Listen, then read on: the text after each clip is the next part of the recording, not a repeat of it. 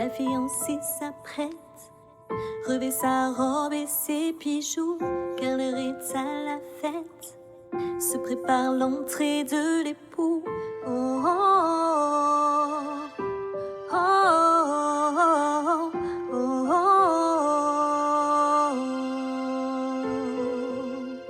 Peuple choisir acheté pour proclamer les louanges du Dieu de l'éternité, accompagné de ses anges. C'est sur la pierre angulaire que forment les pierres vivantes la maison de Dieu le Père, pour qui aujourd'hui je chante.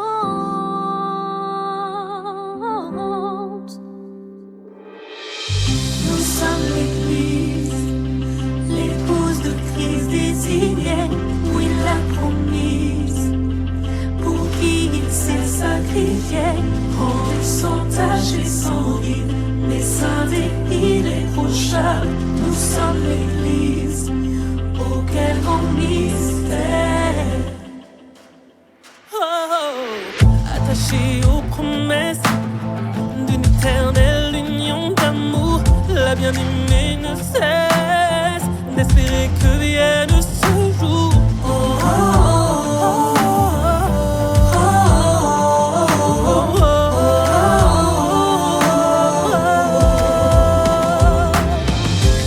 choisir, acheter pour proclamer les louanges du Dieu de l'éternité, accompagné de ses anges. C'est sur la pierre angulaire que forment les pierres vivantes la maison de Dieu le Père, pour qui aujourd'hui je chante.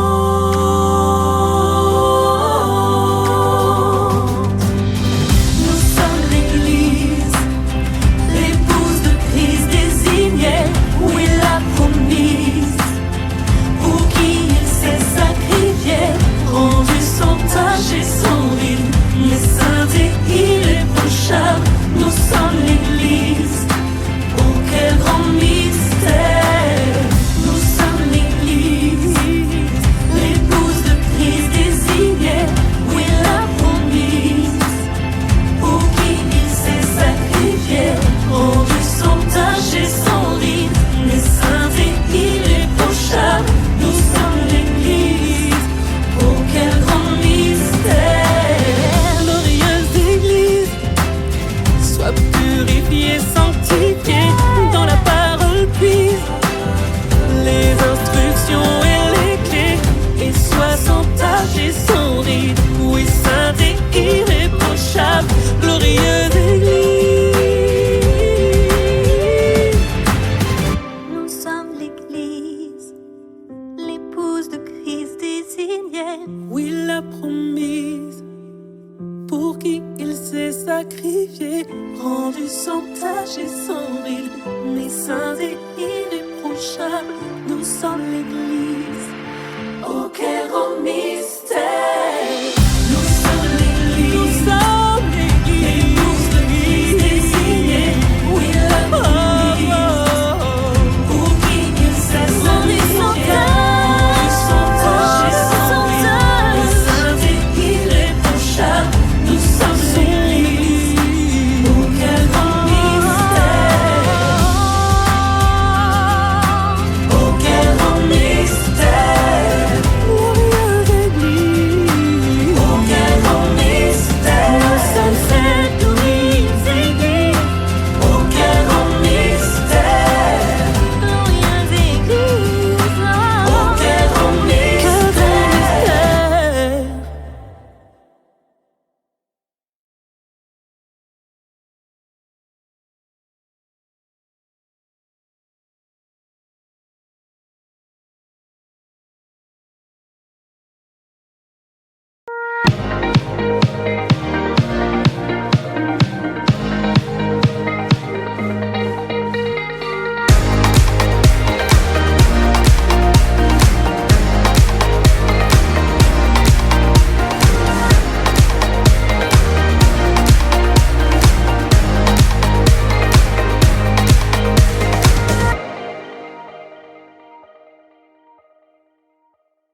Je ne pourrais pas conclure cette série Tétélestai ce matin. Je n'arrive pas à la terminer, en fait. C'est tellement grandiose, c'est tellement riche. Je n'arrive pas à aller au bout de cette série. Nous allons la terminer mardi soir ensemble. Mais ce matin, si vous le voulez bien, on va tourner dans l'Épître aux Éphésiens. Est-ce que certains sont venus avec une Bible? Amen. Vous savez que nous aimons la Bible ici. Amen. Nous aimons toute forme de Bible, mais nous préférons le papier. Amen. Donc, si quelqu'un à côté de vous a une tablette, comme le pasteur au premier rang, ou le frère là au deuxième rang avec son téléphone, vous pouvez dire « Dieu fait grâce ». Mais il y a mieux, il y a mieux, il y a mieux. Il y a le bon vieux papier. Est-ce qu'il y a des Bibles en papier ici ce matin? Amen. OK. D'accord. Est-ce que quelqu'un a volé ma Bible? J'ai perdu ma Bible ici il y a 1 mois. Donc, il y a quelqu'un qui est parti avec ma Bible et 10 ans de notes personnelles, on ne la trouve plus, mais ce n'est pas grave, c'est dans mon cœur. Amen. Je vais m'en acheter une autre. Et si c'est toi qui es parti avec ma Bible, que Dieu te bénisse. Garde-la, il y a des trésors soulignés dedans et tout, des petites notes personnelles. Il y a quelqu'un qui est parti avec les trésors de ma vie, mais ce n'est pas grave, Jésus est dans mon cœur. Amen. Le titre de mon message est celui-ci ce matin, « Le couple marié représente la nouvelle alliance ». Nous avons vu depuis Pâques, depuis Vendredi Saint, nous sommes maintenant à l'été, nous avons traversé cette série si importante sur Tétélestai, un mot que Jésus a prononcé à la croix. Tout est accompli, tout est terminé, le contrat est signé. Et nous sommes entrés dans cette nouvelle alliance. Si tu es un chrétien, un enfant de Dieu, né de nouveau par le Saint-Esprit, alléluia, tu es entré dans cette nouvelle alliance. Et mon travail ce matin, très, très humblement et très imparfaitement, c'est de t'expliquer tout ce que tu as en Jésus. Je suis persuadé que de tous les messages que j'ai prêchés dans ma vie, celui de ce matin sera l'un des plus encourageants pour ta foi. À la Révolution française, et ça va apparaître à l'écran, à la Révolution française, quelque chose a basculé en France, parce qu'avant la Révolution, la France était sous un régime de la monarchie du pape, et il était strictement interdit pour quelques raisons de briser un mariage entre un homme et une femme. C'était même répréhensible par la loi. On pouvait même aller en prison si on se divorçait à l'époque. Et à la Révolution, j'ai pris ces sources sur le site justice.gouvernement.fr, à la fin de l'Ancien Régime, les philosophes des Lumières, notamment Montesquieu et Voltaire, bien sûr, sont favorables au divorce et condamnent l'indissolubilité du mariage. À la Révolution française, les révolutionnaires bouleversent l'ordre établi en désacralisant et en laïcisant le mariage. La Constitution du 3 septembre 1791 institue le mariage civil. Si le mariage n'est qu'un contrat aux yeux de la loi civile, il doit pouvoir être rompu librement par l'accord des 2 parties. La loi du 20 septembre 1792 instaure alors le divorce. La loi a beaucoup évolué depuis ce temps-là, mais juste pour vous dire, si vous êtes nouveau en France, ou si vous n'êtes pas né en France comme moi je suis du Canada, au Canada, il n'y a pas de mariage civil en fait. Le pasteur fait le mariage, parce que le Canada est un pays d'obédience et d'héritage chrétien. La France, elle a fait une rupture avec l'Église à la Révolution, nous la respectons, mais aujourd'hui, c'est un mariage qui est civil. Mais quelque chose s'est passé ce jour-là. Bien sûr, je suis tout à fait d'accord, la Bible enseigne elle-même que sous certaines conditions, le divorce est possible. Jésus lui-même l'a dit, ce n'est pas moi. Mais bien sûr que sous ce régime catholique totalitaire, de dire sous aucune condition quelqu'un peut se divorcer, bien sûr que c'était une oppression sur le peuple. Mais d'être passé du tout, où aujourd'hui, parce que j'aime plus tes yeux bleus, on va aller chez... Et il y a même des sites Internet qui existent, qui s'appellent Divorce Express, ou pour une boîte de chocolat, n'importe quoi, j'ai envie de me divorcer. Et on peut faire ça même maintenant sans aller au tribunal. On peut faire ça, et ça va très, très, très vite. Nous sommes passés du tout. Et quelque chose a été perdu. Je ne dirais pas dans la loi française. Je ne veux pas aller là ce matin. Mais dans la mentalité des gens de cette génération, et de plus en plus, quelque chose a été perdu. Le sens de l'importance, le sens sacré. Et lorsque ces penseurs de lumière ont pensé à la désacralisation du mariage, je suis d'accord que le régime totalitaire catholique n'était pas bon. Mais il reste dans la parole de Dieu ce matin, vous serez d'accord avec moi, un sens sacré au mariage. Le mariage, c'est une institution céleste et sacrée. C'est la première institution que Dieu a déposée sur cette planète. Dès le Jardin d'Éden, Adam et Ève, mariage sacré. Et c'est assez intéressant de voir que même si le monde change, même si on se divorce de plus en plus, vous direz, oui, mais Pasteur Christian, depuis quelques années, on se divorce moins. Vous avez tout à fait raison. Mais il y a si peu de mariages aujourd'hui qu'il y a encore moins de divorces, nous sommes d'accord. Mais les gens, pour eux, et lorsqu'on regarde toute cette actualité autour du divorce et du mariage, nous reconnaissons quand même qu'il y a dans l'ADN de l'homme quelque chose. Dieu a mis dans l'esprit de l'homme, dans la nature de l'homme, Dieu a mis quand même ce désir de mariage, ce désir d'être avec quelqu'un. Quand je parle d'homme, je parle d'humanité, hommes et femmes. Et c'était très intéressant cette semaine. J'aime bien parfois dans mes études et aller voir, étudier la Bible et aller voir ce que les gens pensent. Et sur un forum de discussion assez sérieux et assez bien encadré, un homme a lancé une pensée et qui apparaît maintenant à l'écran. Si tu peux montrer la prochaine diapo, s'il te plaît. Où plus de 5 millions de personnes ont réagi assez rapidement, en quelques semaines, à ce qu'il a écrit. Il a posé cette question. Qu'est-ce qui arrive à nos sociétés? Les mariages ne durent plus. Et les réponses les plus récurrentes des gens qui s'exprimaient étaient, c'est l'évolution de la législation sur la famille, bien sûr, la chute de l'influence de l'Église, bien sûr, l'émancipation économique des femmes, bien sûr, mais j'ai aimé ce qu'une personne a dit en conclusion, les gens se divorcent car ils le peuvent. Avant, on ne pouvait pas, mais on a ouvert les valves et maintenant les gens se divorcent car ils le peuvent. Il y a 2000 ans, c'était aussi une question de grande actualité. De tous les tests, de toutes les questions, de tous les pièges que les pharisiens ont posés à Jésus, un jour, ils sont venus vers lui et lui ont demandé, « Mais que penses-tu du divorce? Est-ce qu'un homme et une femme peuvent se divorcer? » On dit « peuvent divorcer », pardonnez mon français. « N'avez-vous pas lu que le Créateur, Jésus leur répond, « N'avez-vous pas lu que le Créateur, au commencement, les a fait hommes et femmes? » Juste déjà là, il y a une bonne réponse à beaucoup de questions qu'on se pose aujourd'hui. Au commencement, Dieu les a fait hommes et femmes. Et qu'il a dit, c'est pourquoi l'homme quittera son père et sa mère. Les bases du mariage. Mon ami, quand tu es marié, tu as quitté ton papa. C'est terminé. Est-ce qu'il y a des gens mariés ici ce matin? Amen. Tu as quitté ton père, mon frère. Et sa mère. Il s'attachera à sa femme. Donc, tu te détaches de tes parents. Je suis en train de faire un cours de préparation au mariage ce matin. Tu te détaches de tes parents et tu t'attaches à ta femme et à ton mari.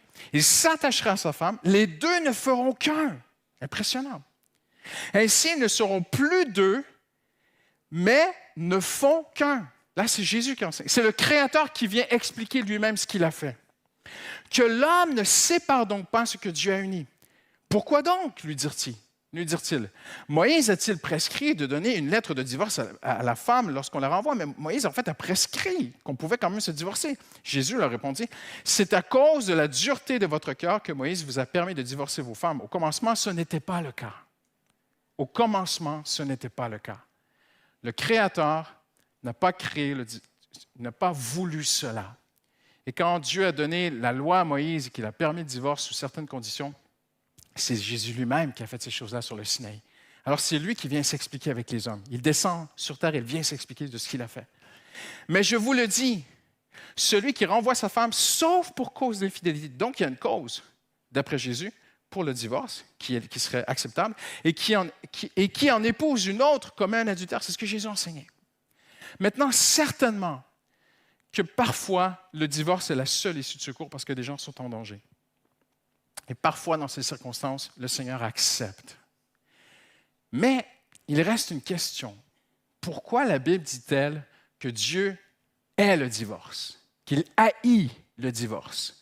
Simplement parce que le divorce est une déchirure pour tous.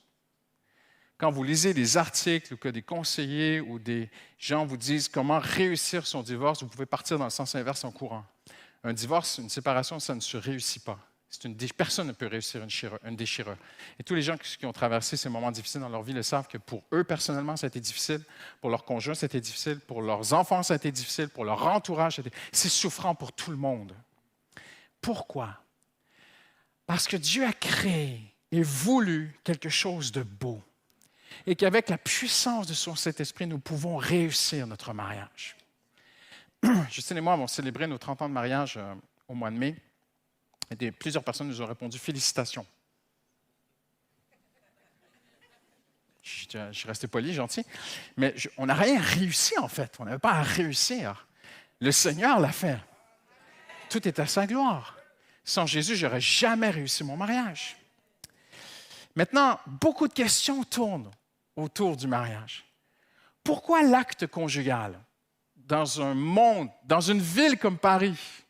Je m'excuse, mais on rencontre quelqu'un un soir, on couche avec, voir si on est compatible, puis peut-être qu'après on pourra apprendre à se connaître. Je m'excuse de vous choquer, mais c'est la réalité de ce que les gens pensent aujourd'hui. Alors pourquoi l'acte conjugal? Pourquoi l'intimité sexuelle sont-ils réservés, d'après la Bible, aux liens sacrés du mariage? Pourquoi l'adultère est-il si âprement réprouvé dans la Bible? Parce que le mariage est une institution céleste et sacrée, établie par Dieu dans un but très précis que je vais vous démontrer ce matin. Dans Malachie, il est écrit ceci: « Vous couvrez l'autel de l'Éternel de larmes, de pleurs et de gémissements, car il ne prête plus attention aux offrandes et qu'il ne peut rien accepter de vos mains. » Et vous dites, mais pourquoi?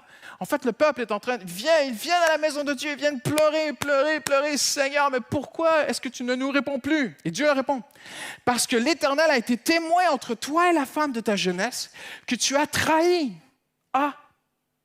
OK. Et pourtant, elle était ta compagne et la femme avec laquelle tu étais lié par une alliance. Personne n'a fait cela avec un reste de bon sens, dit l'Éternel. Veillez sur votre esprit, que personne ne trahisse la femme de sa jeunesse, car je déteste le divorce. Dieu n'a jamais dit que le divorce était impossible sous quelconque circonstance que ce soit, mais il a simplement dit qu'il ne l'aime pas, le divorce. Et nous sommes d'accord avec Dieu, personne n'aime le divorce. Veillez sur votre esprit et ne commettez pas cette trahison. Dieu, de toutes les institutions de ce monde, Dieu a établi le mariage comme étant quelque chose de céleste et de sacré dans un but très précis ce matin. Non seulement, oui, Dieu veut ton bonheur, Dieu a dit, il n'est pas bon que l'homme soit seul, et tous les hommes disent Amen.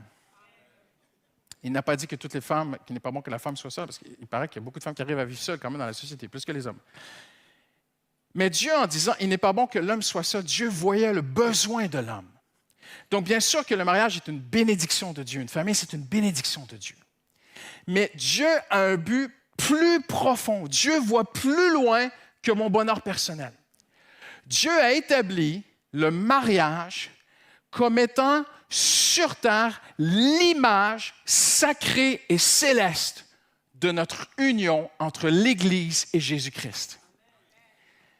Pour moi, la plus puissante image, la plus encourageante de toutes les images que Dieu a données aux hommes pour comprendre Tétélestai, pour comprendre la nouvelle alliance, c'est le mariage. L'institution sacrée du mariage est l'une des plus puissantes images pour comprendre notre alliance avec Dieu. Dieu créa l'alliance sacrée du mariage pour nous aider à accéder au sens, percevoir avec sensibilité et intelligence l'alliance que nous avons avec lui en Tétélestai.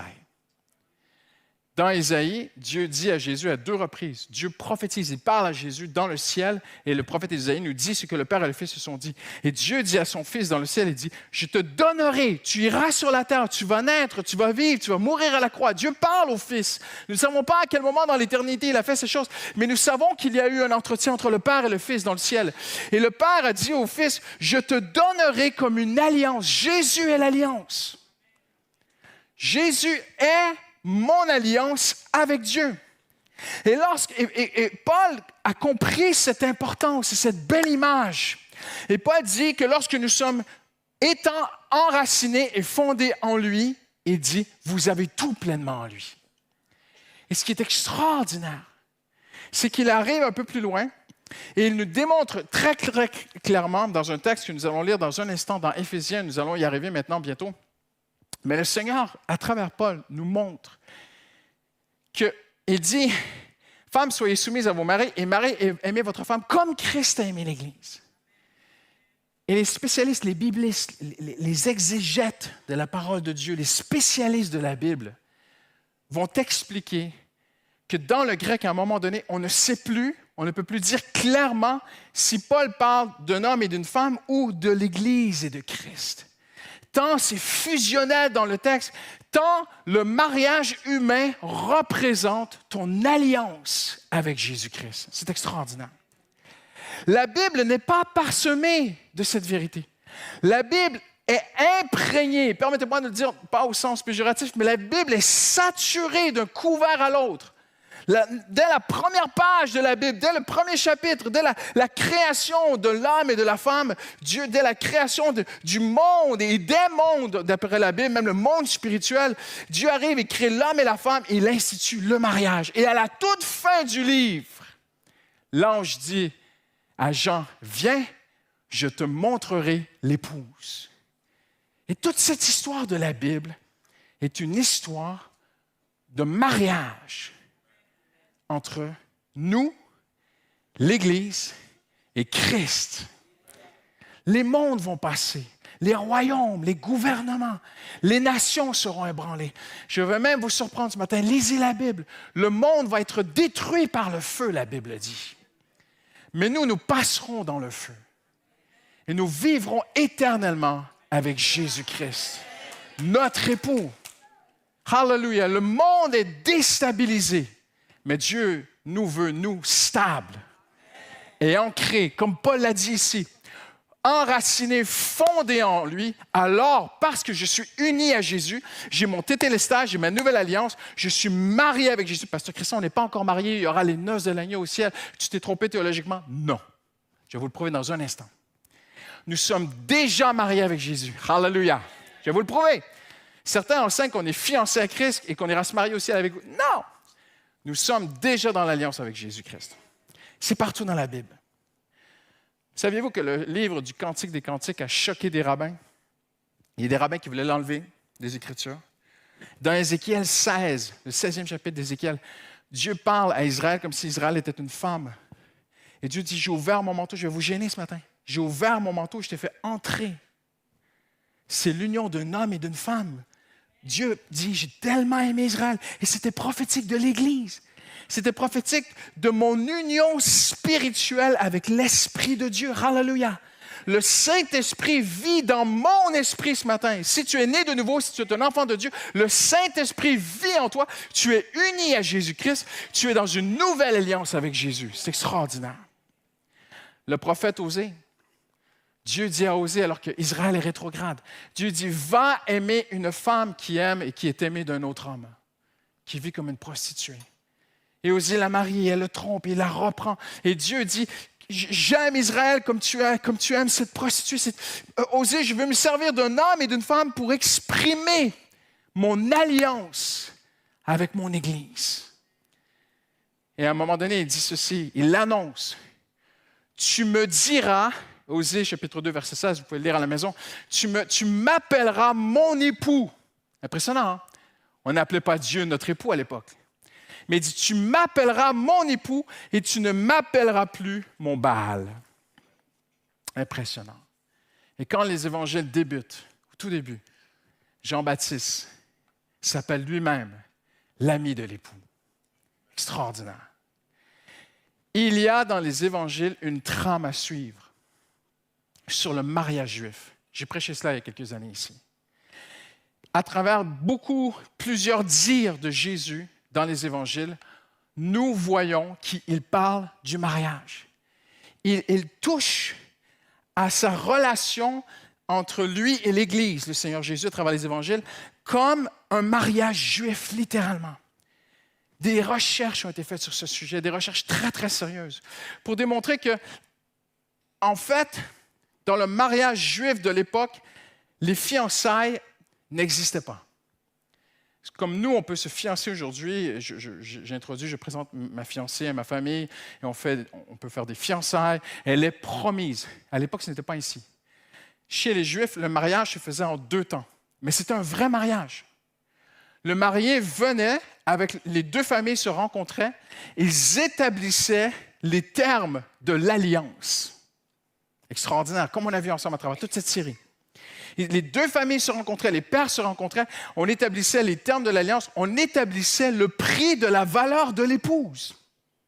N'est-ce pas prophétique?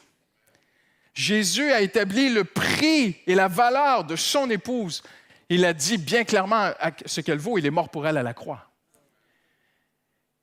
Et après, on signait un contrat et on mangeait ensemble. On buvait dans la même coupe et on mangeait le même pain. La communion, la Sainte Seine.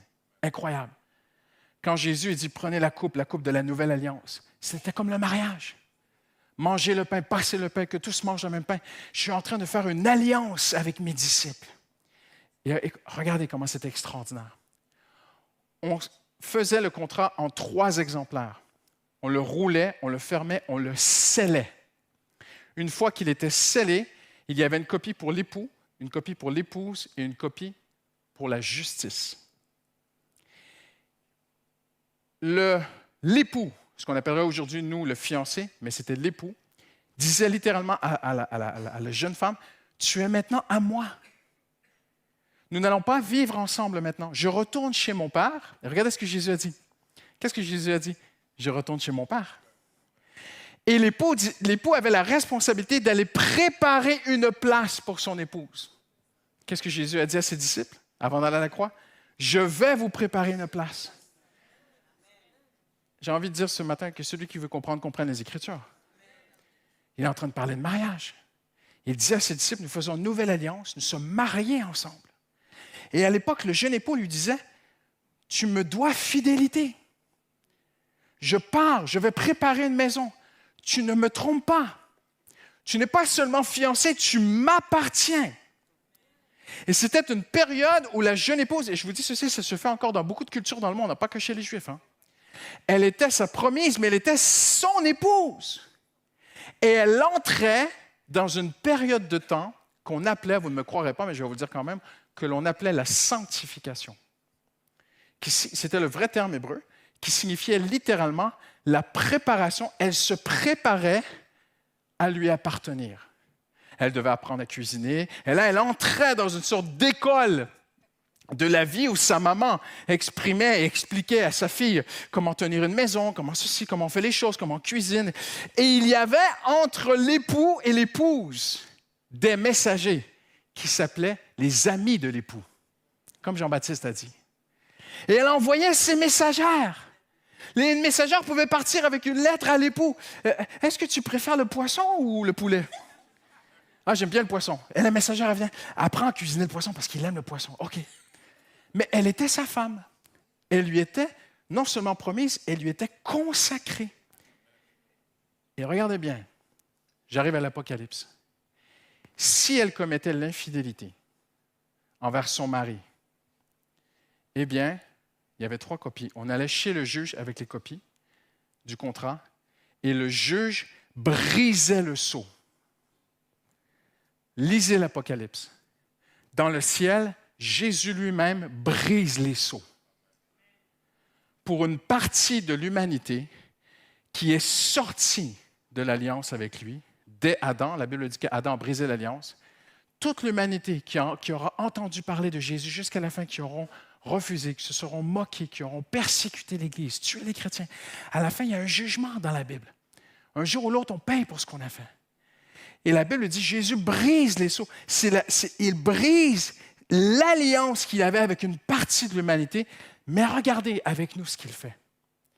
Le soir, il venait quelques mois, parfois 1 an plus tard, alors qu'elle était prête et que lui avait terminé de préparer la maison. Regardez bien. Jésus dit, le Fils ne connaît pas l'heure et le jour. Qu'est-ce qu'il dit? Seul le Père. Et beaucoup se sont perdus dans des ambiguïtés théologiques sur ce texte. Mais en fait, Jésus fait allusion au mariage juif. Quand il dit « le Fils ne connaît pas ni le jour ni l'heure », il fait allusion au mariage juif. Parce que chez les Juifs, c'était le Père qui décidait quand est-ce que le Fils doit aller chercher son épouse. Et le Père regardait la maison, elle est prête, tout est prêt.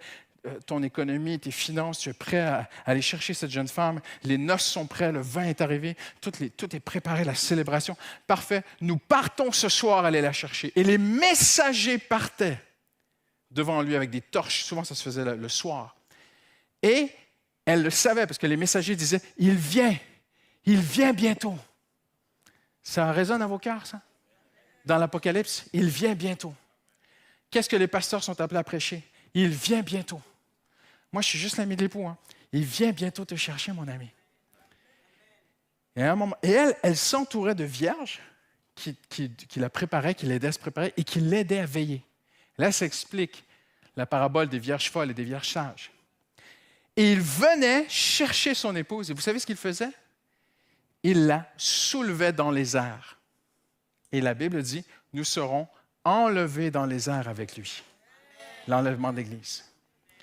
Mon ami, de la Genèse à l'Apocalypse, Dieu veut te dépeindre ce matin que si tu es son enfant, tu es dans une alliance si puissante avec lui que c'est comme un mariage. Si elle avait besoin, si elle était en danger, si elle avait quelques questions, quelques inquiétudes que ce soit, elle envoyait un message à son époux. J'ai besoin d'argent, je suis en danger, il y a des gens qui me menacent. Et puis il envoyait de l'aide. Aujourd'hui, nous sommes dans cette alliance. Jésus a un engagement envers chacun de ses enfants. Si tu es dans cette alliance avec Christ, tu dis, Seigneur Jésus, au secours, il va venir. J'ai besoin, il va combler. Parce que nous avons ce contrat, Seigneur, j'ai besoin de ta paix, il va donner la paix. J'ai besoin de provision, j'ai besoin de protection. Il va le faire parce qu'il est dans cette alliance avec nous. Quelqu'un dit Amen ce matin. Hallelujah. C'est pourquoi l'homme quittera son père et sa mère, s'attachera à sa femme. Les deux ne feront qu'un. Ce mystère est grand, je dis cela, par rapport à Christ et à l'Église. Quel mystère! Paul regarde le mariage d'un homme et d'une femme et il voit dans leur union, dans leur mariage, dans leur vie quotidienne, une image de ma relation, moi, mon alliance, moi, personnelle, avec Jésus-Christ. Et Paul dit, mais l'alliance, l'union entre l'Église et Christ, entre toi et Jésus ce matin, est encore plus mystérieuse, est encore plus grande que même ce qu'un homme ou une femme peut vivre de très, très beau dans le mariage ensemble. Maintenant, je suis très conscient ce matin que nous vivons dans une génération où il y a très peu de repères, très peu de modèles. Et alors que je parle de mariage, de la beauté du mariage, certains d'entre vous, vous dites ici, peut-être dans votre cœur ce matin, Pasteur Christian, moi, je n'ai pas vécu dans une bonne famille. Moi, j'ai évolué, j'ai grandi. Mon père, c'était pas ça, ma mère, c'était pas ça. Moi, j'ai grandi toute ma vie avec une mère seule ou un père seul. Tu parles de l'exemple que le mariage, je ne l'ai pas cet exemple. Je n'arrive pas à le voir. Oui, parce que nous vivons aujourd'hui dans une société où le mariage est presque détruit. C'est impressionnant. Mais Dieu a prévu le coup en terminant aujourd'hui. Dieu a prévu toutes choses. Dieu savait qu'en 2024, une grande majorité des chrétiens ne pourraient plus voir la nouvelle alliance de Jésus-Christ dans le mariage parce qu'ils n'ont plus de repères ou de bons modèles du mariage. Dieu avait déjà prévu le coup. Alors Dieu nous a donné ce texte qu'on va lire en terminant ensemble dans Éphésiens. Si tu peux le mettre à l'écran. Tout comme l'Église se soumet à Christ, que les femmes aussi se soumettent en tout à leur mari. Donc, peut-être que tu n'as jamais eu de bon modèle de mariage, de couple devant toi, de tes parents, mais le Seigneur t'a donné la parole de Dieu. Voici ta relation avec Jésus-Christ. Tu te soumets à Jésus-Christ. Ça, c'est un terme du contrat qui n'est pas négociable. On se soumet à Jésus-Christ, mais en retour, Jésus-Christ est fidèle envers nous. Il est là pour nous. Amen. Marie, aimez votre femme comme Christ a aimé l'Église. Moi, pasteur Christian, je n'ai pas vu mon père aimer ma mère. Ce n'est pas grave. Regarde Jésus aimer l'Église. Tu n'as pas eu de modèle à la maison, tu as un modèle dans la parole de Dieu ce matin. Hallelujah. Il s'est donné lui-même pour elle. En passant, messieurs mariés ce matin, c'est votre jour de chance. Vous avez toute la vérité devant vous. Nous sommes appelés à aimer notre femme comme Christ a aimé l'Église. Il s'est donné lui-même pour elle afin de la conduire à la sainteté. Qu'est-ce que ça veut dire conduire à la sainteté? Ça veut dire être à part, sentiment d'appartenance. Jésus, regardez-moi ici ce matin. Vous savez ce que Jésus est en train de travailler dans ta vie? Il est en train de travailler dans ta vie que tu aies plus confiance en lui. Il est en train de travailler en toi que ton sentiment d'appartenance à lui grandisse. la sanctification du chrétien, la consécration du chrétien, la mise à part hors du monde du chrétien, elle est dans un but précis, que notre sentiment d'appartenance à Christ grandisse, que je me sens de plus en plus détaché des choses de ce monde. Et que je me sente de plus en plus attaché à mon époux, Jésus-Christ. Hallelujah. Après l'avoir purifié et lavé par l'eau de la parole. Mais qu'est-ce que ça veut dire ça, l'eau de la parole? C'est très simple. C'est la portée de nos paroles. Il la purifie par l'eau de la parole. Est-ce que mes paroles, en tant que mari, en tant qu'époux, envers ma femme, est-ce que je parle à ma femme? Est-ce que je lui donne des paroles qui nettoient son esprit de la peur? Est-ce que mes paroles rassurent ma femme? Est-ce que j'honore ma femme? Est-ce que mes paroles élèvent ma femme? Ou est-ce que je la rabaisse? Est-ce que je lui manque de respect? Mais tout est là, mon ami. Jamais, et tu peux te poser de très, très bon repère pour toi ce matin. Les pensées qui viennent dans ton esprit, si elles amènent la peur, elles ne sont pas de Jésus. Si elles amènent la paix, elles viennent de Jésus. Parce qu'il la nettoie par l'eau de la parole. Qu'est-ce qui nettoie le Seigneur? S'il l'a nettoyé, on va se poser des vraies questions théologiques en terminant. Si par son sang nous sommes pardonnés, qu'a-t-il besoin de nettoyer si nos péchés sont pardonnés? Il a besoin de nettoyer des mentalités en nous, de peur, de mensonge, d'incrédulité, de toutes sortes de choses. Et le Seigneur, par sa parole, alors que tu es dans la parole, ton époux te parle et il nettoie des mentalités. Par l'eau de sa parole, il change notre mentalité. C'est extraordinaire ce que Jésus fait. Afin que ton sentiment d'appartenance grandisse de plus en plus. Je termine ici ce matin. Je vais inviter les musiciens. Je vous l'avais dit, je ne pourrais pas traverser toutes mes notes.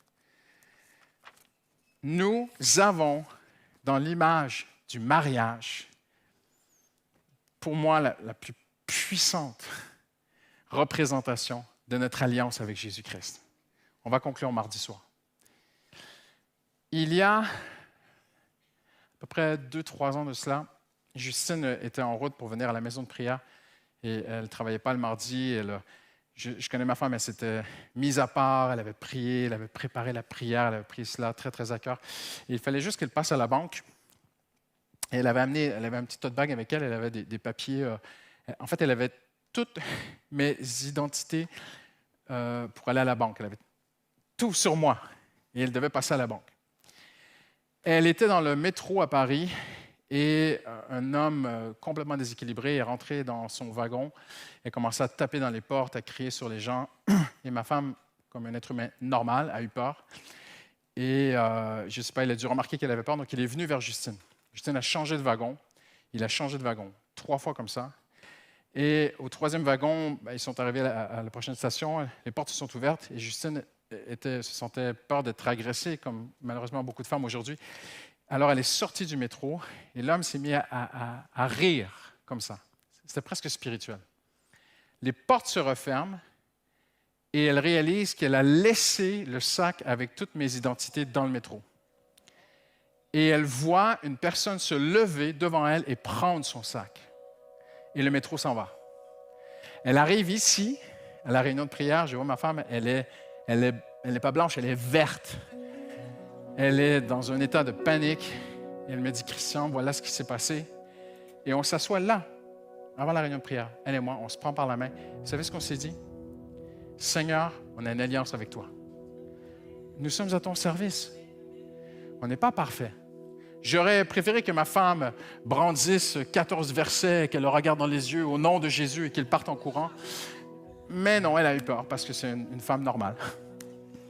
Et elle est arrivée ici, on a prié, on a dit, Seigneur, on te remet la situation. Les gens peuvent partir avec toutes nos informations, nos identités, les vendre, faire passer ça sur les réseaux sociaux, faire de l'argent, nous menacer, nous contacter, machin. Je dis, chérie, nous sommes au service de Jésus. Nous allons faire la réunion de prière pour l'Église et nous allons remettre cette situation entre ses mains.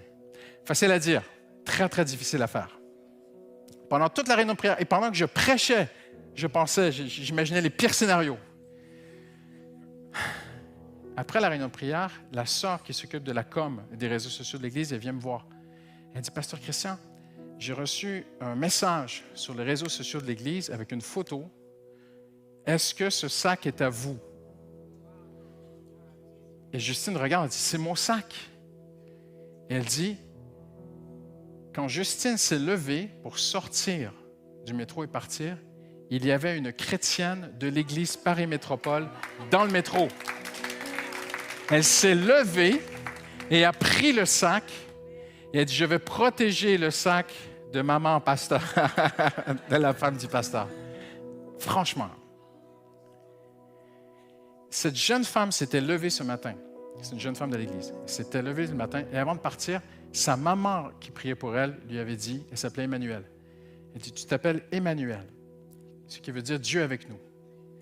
Ma fille, Dieu m'a montré qu'aujourd'hui, le Seigneur va se servir de toi de façon très particulière pour démontrer que Dieu est avec nous.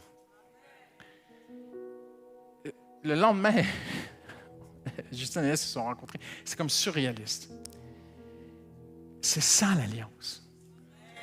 Nous lui appartenons. Il sera là pour toi. Il sera là pour toi. Il est fidèle. C'est un époux fidèle.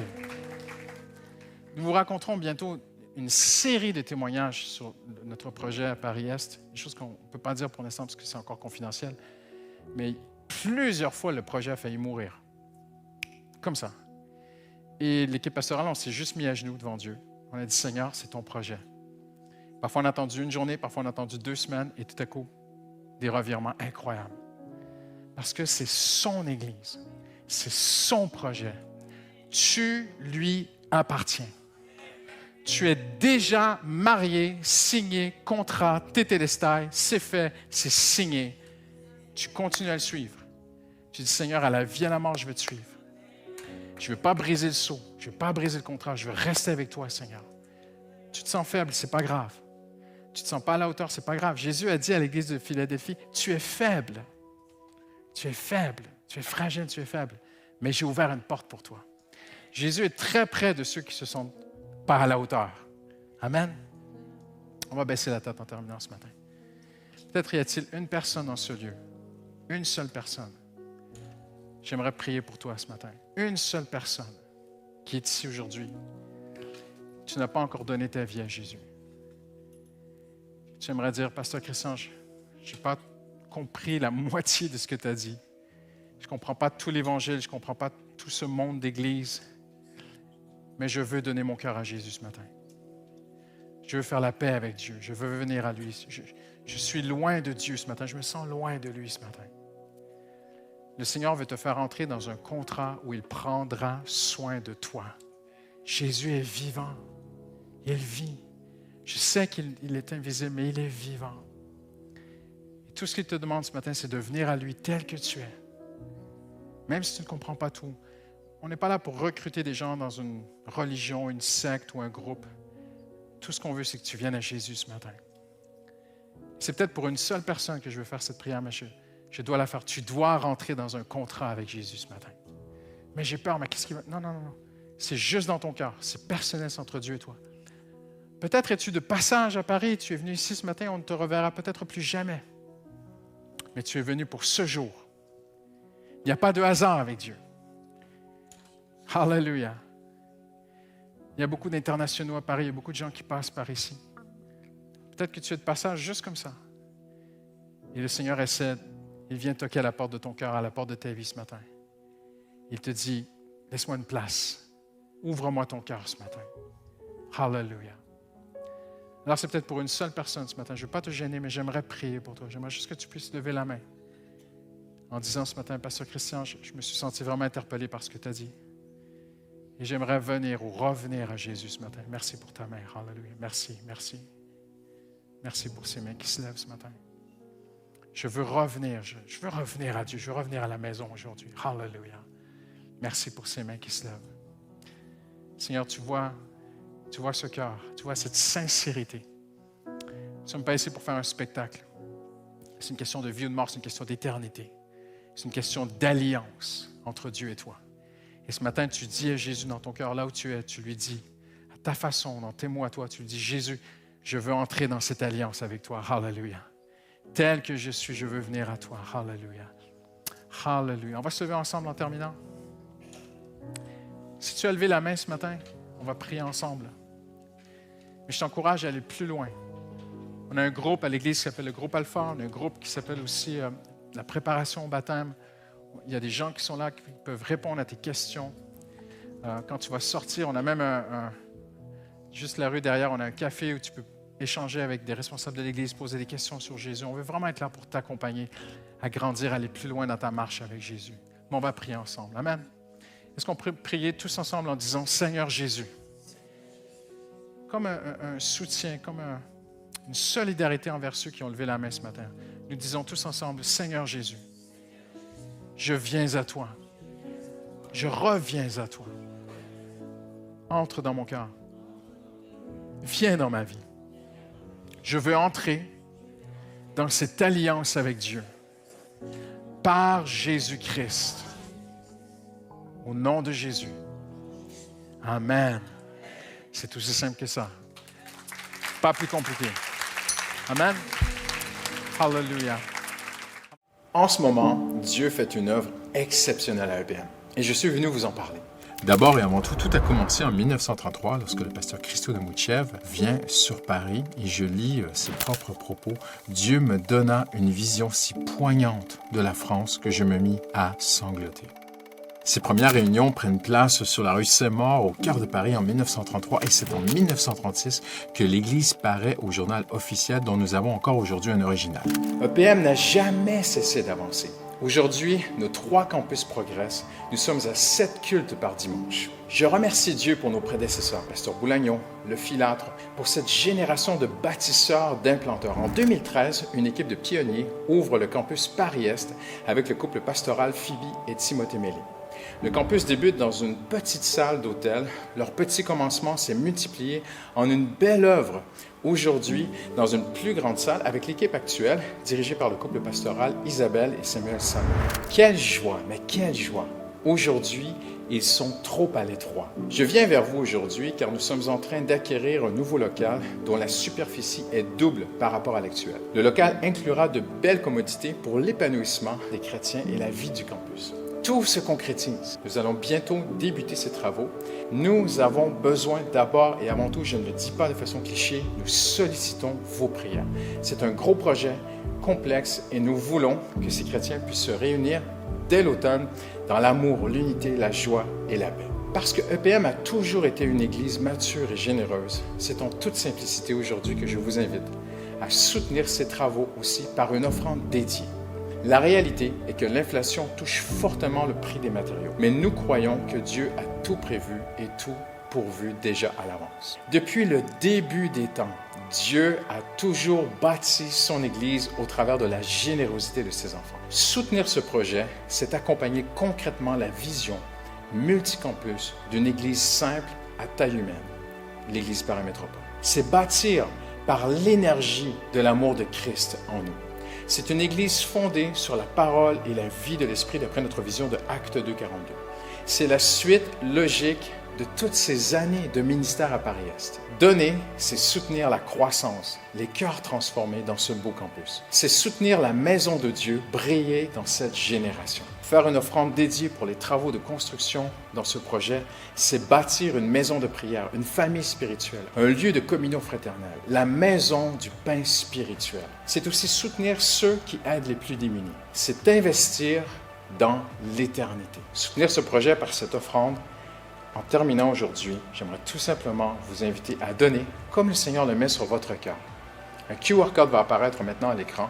Il va vous rediriger, vous le flashez, ça va vous rediriger vers notre page monégliseaparis.fr ou vous pouvez aller directement sur la page et aller sur la page don et bien flécher votre don pour ce projet de construction.